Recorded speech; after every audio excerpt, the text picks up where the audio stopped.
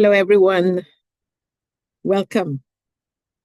Welcome to NDISCO'S Village Meeting podcast. Today, we are venturing into Series 3, Episode 4. We are chugging on. It's February, and we're into our 4th episode, and that's good progress. And do remember that these topics are from questions that are thrown at me by my young ones and sometimes adults alike. So this particular one is all about a fuzz about a game that just got played not too long ago. Even on some platforms, people are like, why do we have to listen to all this about, a game that is being played far, far away? And you hear it from not only those from the homestead, but also those in diaspora, Africans. But as things, open up and people look more into the games, we're beginning to see the reasons why we as Africans, whether we are immigrants here or Africans back home, to really pick an interest on some of the things that are happening all over the world. It doesn't have to be the things we already know. We can open up to things we don't already know, new things. That's the essence of life.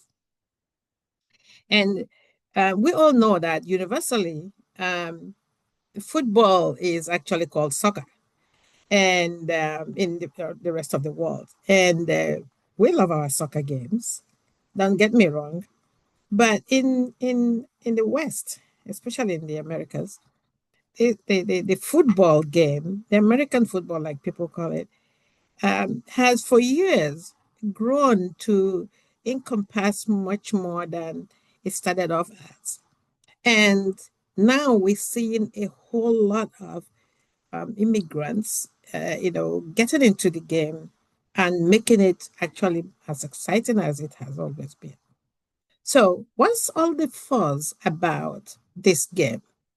The reason why some of us sometimes I like to talk about this is um, there's this mother. Um, for those of you in social media now, will see where a mother was whose son is playing and actually won a Super Bowl ring. Um, didn't know much fuss about what she was coming in to watch. She knows her son is doing something important, but no idea what it was. It's trending in the media now, and it's funny. But at the same time, it shows that we have really to open up our minds and learn more, especially when our kids are involved in such things. It's a little bit embarrassing if you ask some to know that you don't really know what your child is doing. But on the other hand, nobody will fault you because in Africa, for example, we don't play the American football. But to have a child, an immigrant child, be able to um, play that and to an at a level that is considered excellent or in excellence, it's very very um, worthy of mention. So today I'm going to just attempt to share what I have found out over the years. I didn't used to like football. But then when you're in the midst of people who enjoy that, you start learning. And when you have children who play those in schools, you got to learn how, even if a little bit. Nobody is perfect, in that. Maybe some women are, but I'm not. But so what's all this fuss about the American football, especially the Super Bowl game? Let's get into that. What the question that I have is like, what makes it thick? So, the reason why I put this picture up here is for those of you who don't know, that's what the field looks like a little bit.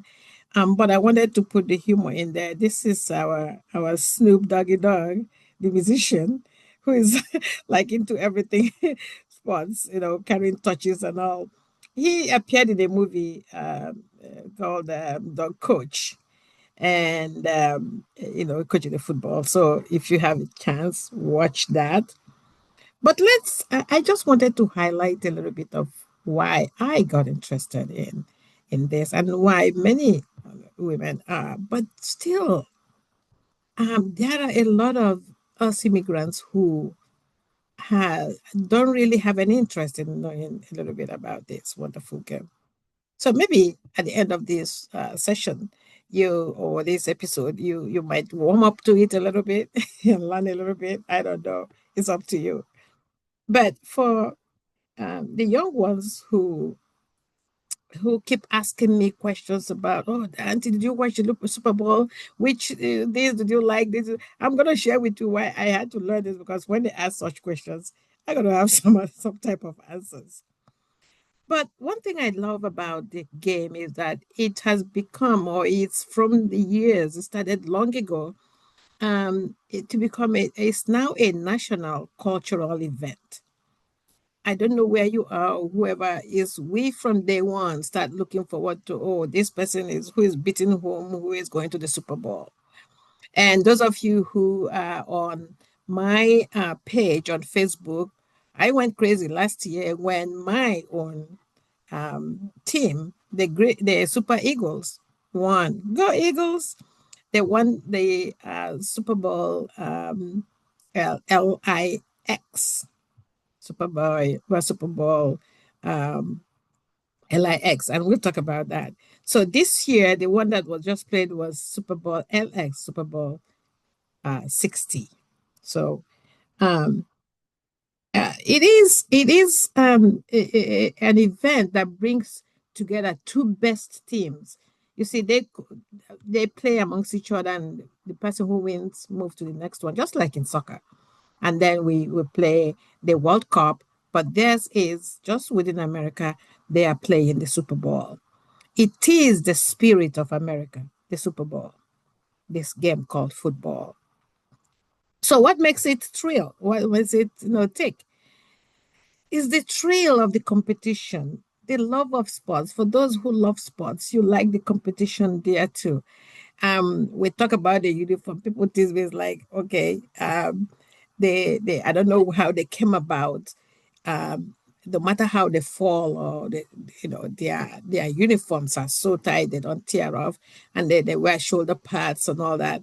And I used to put this on my son and watch him put it on also when he used to play football, and I'm like, wow, how many paddings are you going to put on your head, and then the helmet and everything? But it's a scary thing to watch, because when they hit each other, it's out of this world.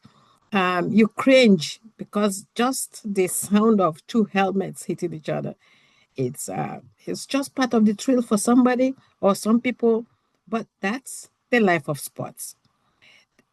During the Super Bowl, they have time entertainments. They have time. I mean, just the other day I shared the shrill, the goosebumps that I have when they sing the anthems, the American anthems during these periods. It takes a different meaning altogether. And when you watch that, and the formation flights going by and the military bases all standing to that, you feel the anthem, if you are up for it. And I was hoping that every nation should feel that when they listen to their own anthems, you know. The halftime entertainment, it's getting from the moment I started understanding football and watching, halftime is one of the things, entertainment, that we all during that time, you don't want to go anywhere. You just sit and watch. And at the end, nowadays, they're judging which one is the best. And I can begin to tell you the many that were watched, and some of them are really funny. So people tune into that, and it's a lot of money. Um, during ordinary times, I understand that a few amount of dollars pass hand for the commercial, but during the Super Bowl, I think it doubles or quadruples. I don't know, but they take time to make those have time stuff. Apart from that, The entertainment, the musicians, the singing, the dancing, they get everybody into the frenzy. Nowadays, it's becoming a little bit, political, and you go figure. That's the thrill of the game. It brings people together. This Super Bowl and this game, fostering sense of community. Even if you don't like the game or you don't watch it, the idea that there is barbecue, that is something to eat, finger foods, people are inviting other families over, people come together. You see those who are watching the ball and those who are just eating. And that's the fun of it. It brings people together. Friends come to meet friends for the first time. Maybe it's in an arena or in a family setting or outside of the game. You hear about tailgating and all that. People are just having fun all over the place, meeting people for the first time. It's a yearly celebration, and now it's getting global appeal. Why? Because wherever you find Americans all over the world, they're sitting together on a Super Bowl day to watch the game. And any hotel in any of the cities, whether it's in Africa or Russia or Middle East, even in Antarctica, I bet you there is a TV on somewhere on that Super Bowl day for Americans coming together to watch football. Even in the military bases, that's a ceasefire time for them to watch. So it's that kind of celebration, and the world is getting into it. It's the Super Bowl thing, and everybody is into the frenzy. Americans have gotten the world to start enjoying football. It's a dynamic game. It changes. If you look back to when this game started, 60 something years ago, or even further than that, you will see how it has gone from them just using regular shoes to now this type of shoes, or not even having the type of uniforms or padding that they have to now. If you look at the history a little bit, you're going to find that a lot is changing, and it's always fun to see that. The commercials I mentioned a little bit when I was talking about entertainment are heavy now. It's a business thing, it's booming. And some aspects has gambling to it. So if you go to Las Vegas or Monaco or anywhere where they have heavy gambling going on, money is passing hand on which team is perceived to be winning or not. So that's huge. It's looked upon as an escape. For the people who, this is winter period that this game Super Bowl is played. And some of you have noted also that some cities within US are still under heavy snow, and they were nowhere to go. Football is like a carnival or carnival for them, and this is the thrill moment because they get warmed up watching the last minute touchdowns going on. The field goals that sometimes go left or right and not where it's supposed to go. And the sudden comebacks. We've seen where people were like at zero and their opponents are at 20 something to turn around and win the Super Bowl and from nowhere. So these are the thrills of this game. Um, Another one that I just figured, I keep asking myself, I think I wrote somewhere where I say Super Bowl 60 with the number 6 and 0, and it didn't look right. I had to go look at it again and say, what am I missing here? Then I remembered, no, I have never seen it written with the numbers. It's written with Roman numerals. I have no idea how that occurred, but I'm maybe going back to look at it again and find out why. But I think it's borrowed from maybe the Roman people. Maybe it's coined from the violent fights that come from the Colosseum in Rome, and that's where you get maybe when somebody throws long into the end, it's a bomb, or if somebody hits, knocks over somebody, it's a hit, or something like that. And I think there's also a religious aspect to this when somebody throws, hoping that it will get to the end. I don't know whether it's that is best basketball or here, but it's a Hail Mary. So it's fun to know all those jargons a little bit, but the use of the Roman numerals in football, especially on Super Bowl during the Super Bowl period, it's something of note, and that's some of the things that make it really fun. It's not just a game. The game of football is of American football is much more. It is a game that is formed now into a battle of skills. Okay. I think when you watch it keenly and try to find out what the force is all about, you're going to find out that a lot goes into it. When you see them um, working on the aspect of, hold on, I need to go back to where I was. When you see them battling each other and watch the strategies, it's a game of strategy, actually, a game of skills, a game of determination. The way they just keep writing and scribbling and drawing, and they're looking at each other and making plays and all the jargon that go with it. It's just so much fun. I find myself even watching some of the podcasts that talk about games, or some of the shows that just talk about football. I may not be really knowledgeable about the teams, but the idea of just watching the play go, and when you hear first and 10, first and 20, and field goal, period, and the touchdown, it's just thrilling. So I wanted to take this opportunity to share with my, listeners, my followers, and especially the young ones. When you see opportunities like playing such things like football or chess or any sports at all that has international appeal, don't hesitate to jump into that.